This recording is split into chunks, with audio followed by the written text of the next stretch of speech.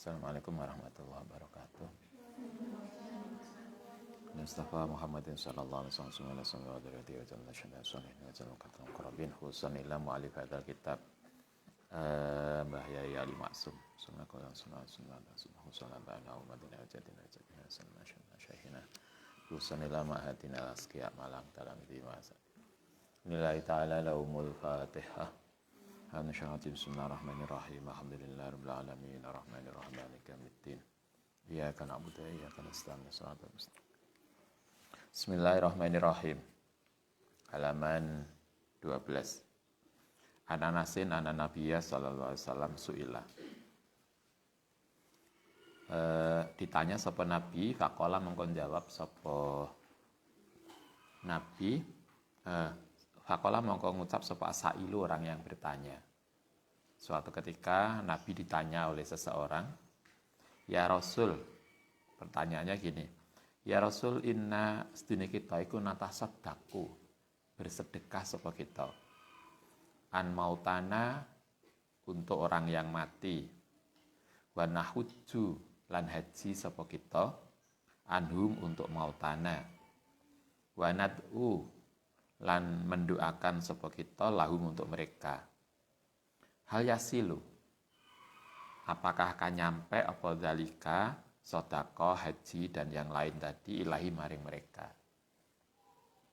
Ini kita melanjutkan bab kemarin tentang mengirim doa. Kalau kita sedekah, kayak kalau kita punya orang tua yang sudah wafat, kemudian kita sedekah. Biasanya ada toh di Jumatan diumumkan sedekahnya dari si A untuk almarhum siapa. Nah, itu boleh enggak? Kemarin kita disampaikan bahwa mayoritas ulama mengatakan, jumhur ulama mengatakan bahwa sedekah, kemudian bacaan Al-Quran, bahkan apapun kebaikan yang kita lakukan, itu bisa pahalanya disampaikan kepada mayat. Kemarin bahkan Kanjeng Nabi dalam hadis, kemarin masih ingat, kita tidak hanya sedekah, tapi kita diajarkan untuk sholat 2 rakaat. Masih ingat? Usolli sunatan lil unsi fil qabri. Begitu ada orang yang wafat, kita sholat 2 rakaat, sholat sunnah lil unsi, untuk orang yang ada di kubur. Caranya adalah 2 rakaat itu setiap habis Fatihah kita baca apa kemarin? Ayat kursi, kemudian Al-Hakumut Takasur, kemudian Kulhu. Itu 10 kali. Jadi ayat kursi, kemudian suratnya itu ayat kursi, Al-Hakumut Takasur dan surat Ikhlas 10 kali. Setelah itu kemudian kita diajarkan untuk meniatkan setelah sholat, meniatkan pahala sholat kita untuk orang yang wafat. Itu yang hadis yang diajarkan Nabi. Nah, sekarang kita lanjutkan soal itu. Di halaman ini kita diinformasikan ada sahabat nanyakan di Nabi, "Saya mengeluarkan sedekah untuk orang yang sudah mati." Bukan hanya sedekah, bahkan kami melakukan haji. Biasanya haji apa itu namanya? Untuk yang sudah mati, ya biasanya titip ya, titip dihajikan orang. Bisa enggak itu pahalanya nyampe enggak? Pertanyaannya begitu. Apa jawabannya Nabi? Qala jawab sapa Nabi, na'am, iya. Kalau kita haji, kita sedekah, kita mengeluarkan jariyah yang pahalanya untuk orang yang sudah wafat, kata Nabi, na'am, iya, itu pahalanya bisa sampai, bisa, boleh. Innahu sedune kelakuan iku layasilu, yakti sampai apa pahala ilahi maring mereka. Nabi mengatakan sedekah kita, ibadah kita, haji kita yang dipakai untuk atas nama orang yang wafat itu bisa sampai. Wa annahum lan sedune mereka, orang yang sudah wafat tadi, layafrohuna, menjadi orang yang sangat senang bi kelawan amal ibadah tadi. Kama yafrohu, kaya oleh seneng sapa ahadukum, salah satu di antara kalian, bitop secara bawaan idza hudiya nalikane dikasih hadiah ilahi maring mereka. Kata Nabi, pahala yang kita sampaikan kepada mayat itu sampai. Bahkan Nabi mengatakan mereka itu akan senang banget di alam kubur ketika dikirimi Fatihah, dikirimi sedekah, sama dengan kita. Kalau Anda dikasih sedekah, dikasih apa biasanya? Kasih hadiah. Mbak, ini sama ulang tahun tak kasih hadiah ya. Apa ki Mbak? Air segelas. Tapi intinya kita itu senang kalau dikasih hadiah. Maka kalau kita itu dikasih hadiah dengan sesuatu, kalau orang yang dikubur, ahli kubur, itu hadiahnya tidak sekedar bunga. Ya bolehlah kalau Anda ke makam orang tua ngirim bunga. Kalau zaman Nabi tidak bunga. Zaman Nabi dulu ngajari kita, Nabi kalau ke makam itu bawa pelepah kurma. Ngerti pelepah kurma ya? Daun kurma lah yang masih basah kemudian diletakkan di atas makam. Kemudian beliau mengatakan selama pelepah kurma ini masih basah, ini insya Allah orang yang di alam kubur itu akan diampuni dosanya. Karena pelepah kurma ini akan mendoakan. Nah sekarang kan kita nggak ada pelepah kurma. Karena itu kita ganti itu dengan bunga. Nah, karena itulah kenapa kemudian kalau kita ke makam kemudian kita bawa bunga. Tujuannya adalah agar kita berharap bunga yang kita taburkan itu bisa menjadi doa untuk orang yang akan dikubur.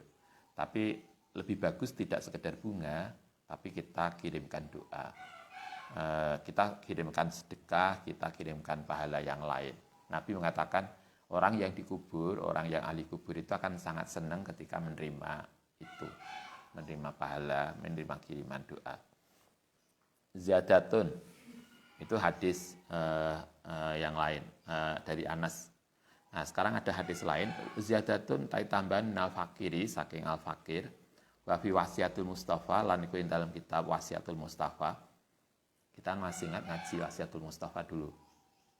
Ya Ali, wasiatul Mustafa itu kitab yang isinya tentang pesan-pesan Nabi khusus kepada Sayyidina Ali, pada menantu beliau. Ya Ali tasodak, ini dawuh Nabi begitu. Sodako sopo siro ala mautaka, untuk orang yang mati. Kalau di hadis ini malah pesanin Nabi lakukan sedekah. Yang sedekah itu untuk atas nama orang yang wafat. Fa innallaha ta'ala, karena saat teman Allah Ta'ala itu qad wakala. Teman-teman telah mewakilkan sapa Allah malaikatan ing malaikat yahmiluna, yang membawa sapa malaikat shadaqatil ahya'i ing pahala sedekahnya orang yang hidup ilahi maring mereka. Jadi artinya pahala sedekah kita itu akan dibawa oleh malaikat untuk disampaikan. Fayafrahuna, mongko kemudian menjadi senang.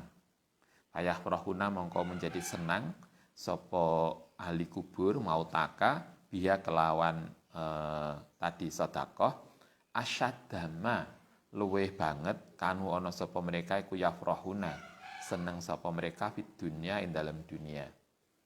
Kata Nabi begini, orang yang ahli kubur, kalau kita punya keluarga, orang tua yang sudah wafat, ketika kita kirimi doa, kita kirimi amal, mungkin sedekah, doa, dan yang lain, itu mereka sangat senang, bahkan senangnya mereka menerima hadiah itu lebih senang daripada ketika kita menerima hadiah di dunia. Artinya itu menjadi luar biasa penting bagi mereka. Karena senang itulah wayakuluna, kemudian pada ngucap sapa mereka berdoa, Allahumma fir liman nawwara qabrana wa basyirhu bil jannati kama basyarna biha. Karena beliau orang tua kita itu senang dengan kiriman Fatihah kita, maka kemudian mereka mendoakan kita. Kata Nabi doanya begini, apa yang mereka panjatkan untuk kita?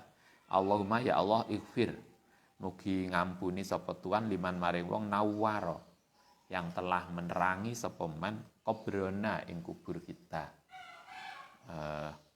Jadi mereka mendoakan kita, hanya kan kita tidak mendengar. Tapi mereka kan kita masih ingat orang yang wafat sesungguhnya tidak pernah mati. Mereka hanya pindah dimensi. Wa basyirhu lan mugi ngasih kegembiraan sapa tuan hu ing man bil jannati kelawan surga.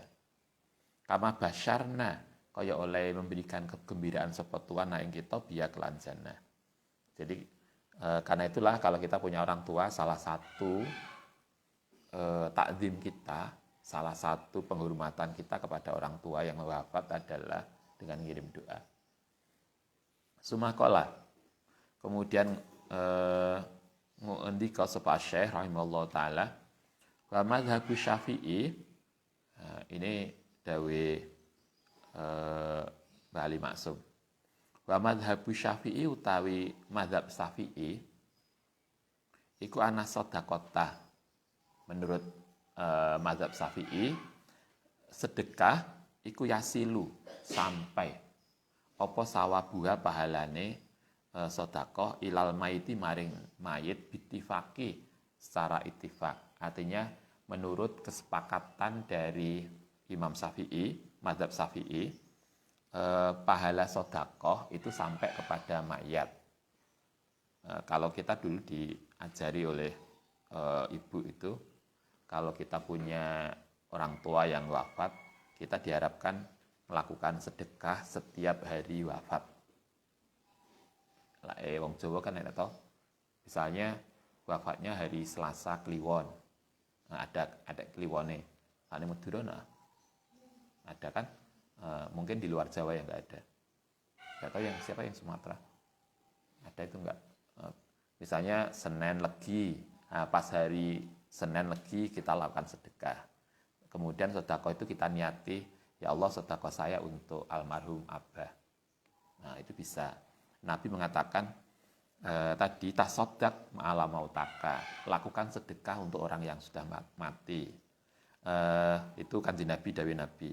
Dalam fikih mazhab Syafi'i menyampaikan fatwanya adalah bahwa pahala sedekah itu sampai kepada mayat.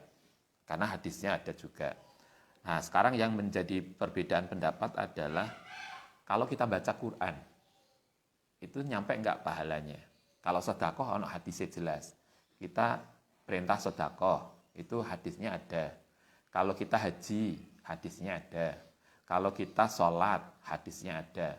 Itu semua sampai, karena hadisnya jelas.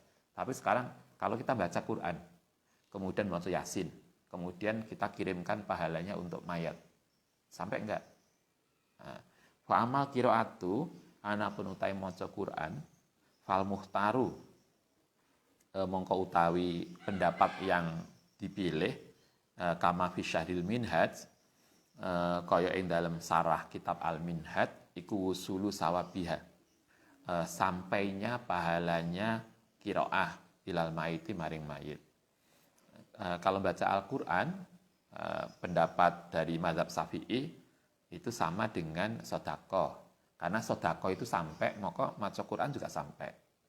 Karena sama, walaupun maca Quran itu secara eksplisit tidak disampaikan oleh Nabi. Tapi Nabi kan eksplisit memerintahkan sedekah atas nama jenazah. Boleh. Bahkan kemarin sholat untuk jenazah. Bukan sholat gaib ya. Sholat sunnah kemarin lil unsi. Untuk memberikan sesuatu kepada jenazah. Itu boleh dan diperintahkan. Karena itu kalau di mazhab Syafi'i dikatakan kita maca Quran, kemudian pahalanya setelah Anda maca Quran, maca Fatihah, kemudian kita bilang ya Allah pahala khataman Quran saya untuk almarhum Umi, untuk almarhum Abah, untuk almarhum Mbah. Itu boleh. Dan itu sampai karena dianalogikan kepada yang lain tadi. Bayam bagi lan sayyidnya al-jazmu mesti bi kelawan tadi li'annahu ikut du'aun. Maca Quran, maca Fatihah, maca Yasin itu termasuk doa yang kemudian itu sampai. Wa mazhab itu mazhab Syafi'i.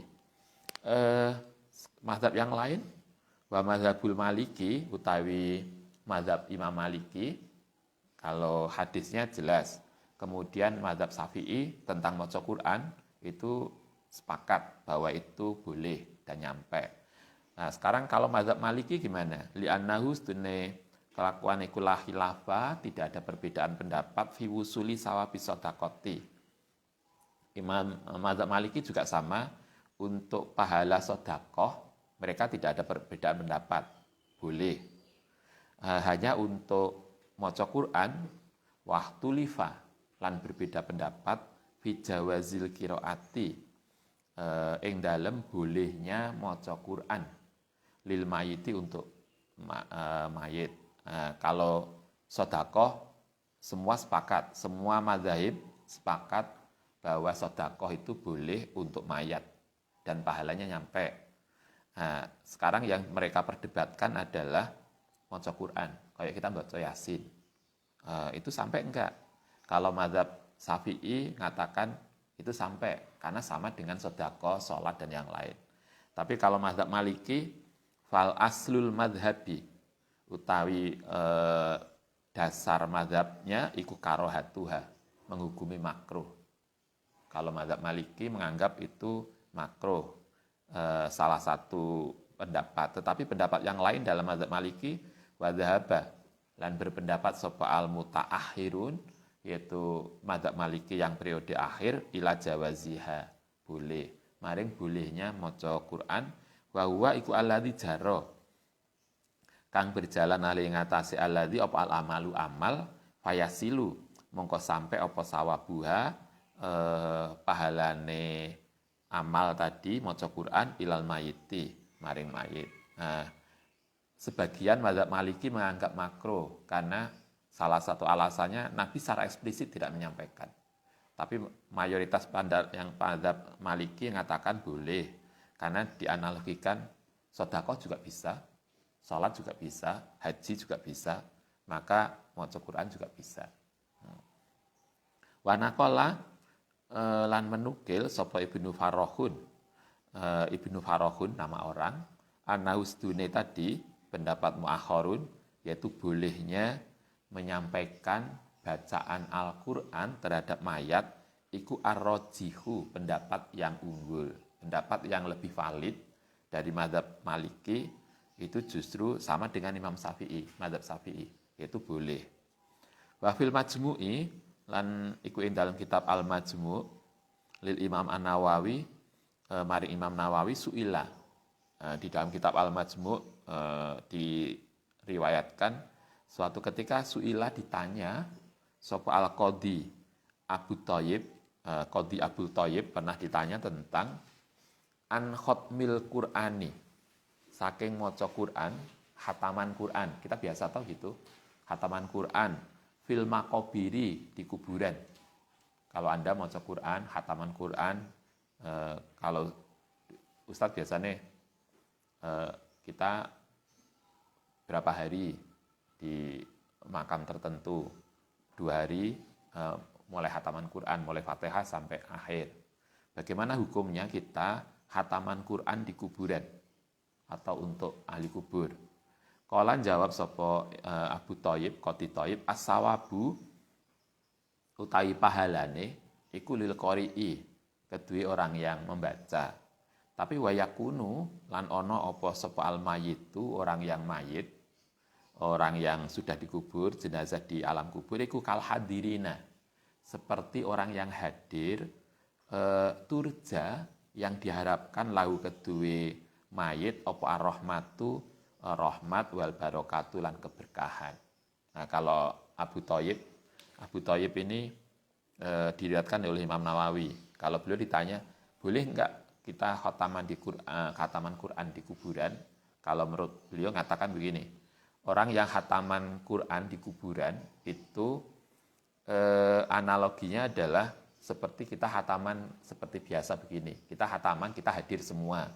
Kalau kita mengikuti hadis Nabi, orang yang hadir di dalam khataman Al-Quran itu insya Allah akan mendapatkan rahmat dan keberkahan Al-Quran. Nah, orang yang jenazah yang ada di alam kubur ketika kubur itu dilakukan khatimul Quran, itu dianalogikan kayak itu. Sehingga jenazah mayat yang ada di kubur itu dianalogikan sama seperti kita yang hadir. Sehingga kemudian mereka juga akan mendapatkan keberkahan dan rahmat. Sehingga kalau Anda ingin, biasanya di beberapa, kalau di makam mana, kalau di Madura ke sana itu mana? Syekh Yusuf itu nyabrang Telangu. Anda yang Madura tahu? Madura, Sumeneb, Ujung, kemudian nyabrang pulau lagi. Kayaknya salah satu amalan di situ adalah khatmil Quran. Atau kalau kita di Batu Ampar, itu khatmil Quran. Kita boleh, kalau kita punya keluarga yang wafat, silahkan kalau kemudian ingin khatmil Quran di makam.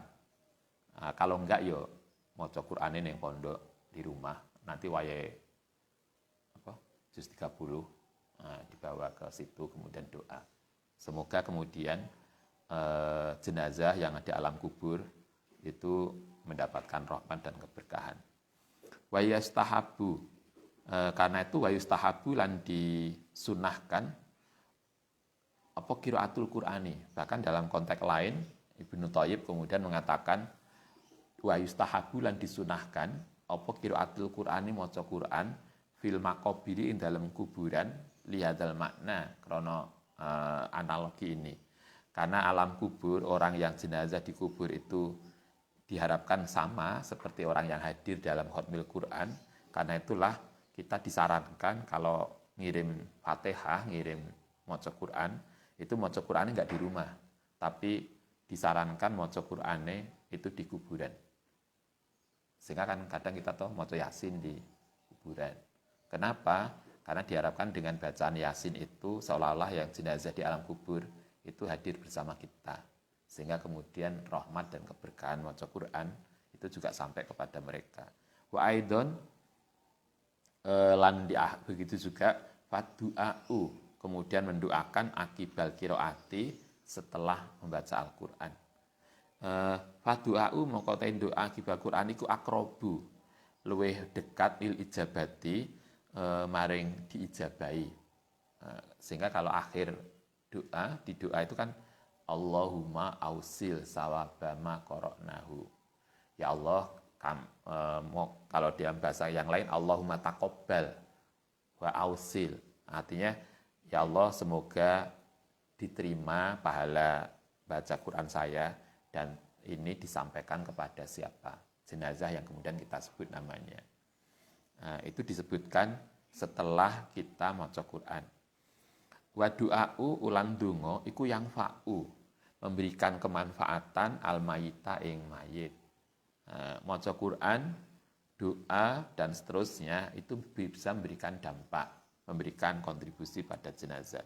Waqat naqala lan telah menukil sapa Nawawi, Imam Nawawi fil Adhkari dalam kitab Adhkar yang kemarin kita kaji, an jamaatin saking sekelompok jamaah min ashabi Syafi'i saking ashabus Syafi'i dari mazhab Syafi'i annahu iku yasilu sampai apa sawabul qiraati pahalanya maca Quran ilal mayiti. Ini sama tadi mazhab Syafi'i mayoritas begitu. Ini dari sebagian teman sahabatnya Imam Syafi'i juga mengatakan bahwa baca Quran itu pahalanya bisa sampai kepada jenazah. Kama dhahaba kaya oleh berpendapat ilaihi maring ma sapa Ibnu Hambal, Ahmad bin Hambal. Imam Syafi'i tadi kita sudah pelajari Imam Syafi'i, mazhab Syafi'i, sahabat Syafi'i semua mengatakan membaca Al-Qur'an itu pahalanya bisa sampai. Tadi mazhab Maliki, sebagian mazhab Maliki ada mengatakan makruh. Mungkin itu yang kemudian dipakai oleh sebagian kita ya, yang kemudian menolak tahlil. Karena sebagian mazhab Maliki mengatakan tidak. Tapi mayoritas mazhab Maliki mengatakan boleh. Kemudian mazhab Ahmad bin Hambal, mazhab Ahmad bin Hambal, wa jama'atun lan sekelompok minal ulama'i dari mazhab Ahmad bin Hambal, Ahmad Hambali, dan sebagian dari mereka mengatakan juga boleh. Ani Syaihi al-Mufti al-Madkur wa fil mizani lan ing dalem mizan lil Imam Asy'arani dalam Mizanul Kubro, kitab Mizanul Kubro Anda bisa lihat wal khilafu tawi perbedaan pendapat fi wusuli sawabil qiraati ing dalam sampainya pahala membaca Al-Qur'an lil maiti maring mayit au adami usulihi atau tidak sampainya pahala qiraah iku masyhurun. Itu telah masyhur. Jadi perbedaan pendapat ada yang mengatakan untuk khusus untuk baca Quran ya, bukan sedekah. Kalau sedekah ada hadisnya boleh. Bukan hanya boleh, bahkan kita disarankan sedekah. Haji, sholat, itu semua hadisnya menunjukkan bisa. Yang menjadi perbedaan pendapat adalah membaca Al-Quran. Boleh nggak baca Al-Quran yang pahalanya dikasihkan jenazah, mayat? Kesimpulannya adalah ada dua pendapat. Ada yang mengatakan tidak, ada yang mengatakan boleh. Tetapi dari sekian banyak, dengan argumen masing-masing tentu, tapi dari semua pendapat itu mayoritas mengatakan boleh. Sehingga kemudian di dalam tradisi kita memilih pendapat mayoritas, yaitu bahwa membaca Al-Quran itu boleh pahalanya disampaikan kepada mayat. Walikullin minhuma lan iku kedue setiap pendapat kalau kelompok yang setuju atau tidak wajhun ada dasarnya. Wa madzhabu ahli sunnah wal jamaah utawi madzhabnya ahli sunnah iku anal insana analil insani. Nah, sekarang kalau dalam madzhab ahli sunnah kayak apa? Anal insani ku kedue manusa ayat ja'ala yen to menjadikan sawaba amalihi pahala amaleman li ghairihi maring liyane man wa bihi. Kalau ahli sunnah pendapatnya adalah bahwa kita itu boleh memberikan pahala kita kepada orang lain. Itu boleh. Sehingga kalau apapun prinsipnya adalah memberikan pahala kita kepada orang lain itu bisa. Jadi karena itu misalnya kita sholat, kita puasa, kita haji, kita umroh, kemudian setelah umroh bilang, ya Allah umrohku ini untuk almarhum mbah saya. Itu bisa. Itu pendapatnya ahli sunnah. Wabihi lan seperti tadi, bolehnya tadi kalau ngendika sapa Ahmad bin Hambal. Ahmad bin Hambal juga sama. Ziyadatun minal fakiri, tambahan dari ini, Mbah Ali Maksum. Qala Muhammad ibnu Ahmad al-Marwazi. Sami itu mendengar sapa ingsun Ahmad bin Hambal yaqulu.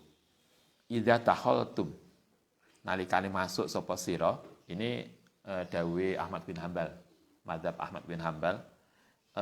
Beliau mengatakan begini, idza takhaltum nalikane masuk sapa sira al-maqabira ing kuburan. Kalau kita ketemu kuburan, masuk kuburan, apa yang harus kita lakukan? Faqra'u, mongko maca sapa sira bi Fatihatil kitab, dengan baca Fatihah. Kemudian wal ikhlasi, surat Ikhlas, wal muawwidzatain dan Falak binas. Katanya Ahmad bin Hambal, kalau kita datang ke makam baca 4 surat, surat Fatihah, surat Ikhlas, Falak binas. Waj'alu, kemudian menjadikan sapa sira sawabadzalika ing pahalanya baca tadi li ahlil makobiri, untuk ahli kubur. Nah, setelah itu kemudian kita niatkan, ya Allah pahalanya tadi untuk ahli kubur. Kalau Ustadz biasanya setiap lewat kita berusaha begini, setiap kita lewat di kuburan, begitu biasanya kita ninggalan, kemudian begitu nengok kanan kiri ada kuburan, kita kemudian baca Fatihah, niatnya untuk ahli kubur. Semoga itu kemudian menjadi sedekah kita untuk mereka, yang dengan sedekah itulah kemudian Allah akan membalas kebaikan untuk kita. Kalau Imam Ahmad bin Hambal bukan Fatihah, tapi Fatihah, Kulhu, Falak binas, 4 surat. Kemudian diniatkan pahalanya untuk almarhum yang ada di kuburan. Fa'inahu iku yasilu, iku sampai ilahi maring mereka. Wal ikhtiaru, utai yang dipilih, kemudian ada dukungan, ada pendapat yang mendukung ini dengan cara begini. Ayakula yang ngucap sapa al-qari'u, orang yang baca Fatihah, Falak, Binas dan Ikhlas tadi, ba'da faraghihi, setelah selesai baca ini, Allahumma ausil sawabama qara'tuhu ila funan. Allahumma ya Allah ausil mugi menyampaikan sapa Tuhan sawabama ing pahalanya sesuatu qara'tuhu yang telah membaca sapa ingsun ing ma ila fulane. Jadi di akhir baca kita niat, kalau gak bahasa Arab ya bahasa Jawa, bahasa Indonesia. Ya Allah pahalanya ini untuk mereka. Wa fi majmu'in wa fi majmu'i salah sati rosaila, lan ing dalam kumpulan makalah rosail lil alamah Muhammad al-Arabi, milik Muhammad al-Arabi, anna qiraatal Qur'ani satemene maca Qur'an alal mayiti ngatasi mayit iku jaizatun boleh. Yasilu kang sampai apa sawabuha pahalanya lahum untuk mereka inda jumhuril fuqahail Islam, menurut mayoritas ulama fikih Islam, ahli sunnati, yaitu yang ahli sunnah. Wa in kanat, senajan ono apa maca Fatihah tadi iku biujrotin, dengan upah ala tahqiqi, menurut yang benar.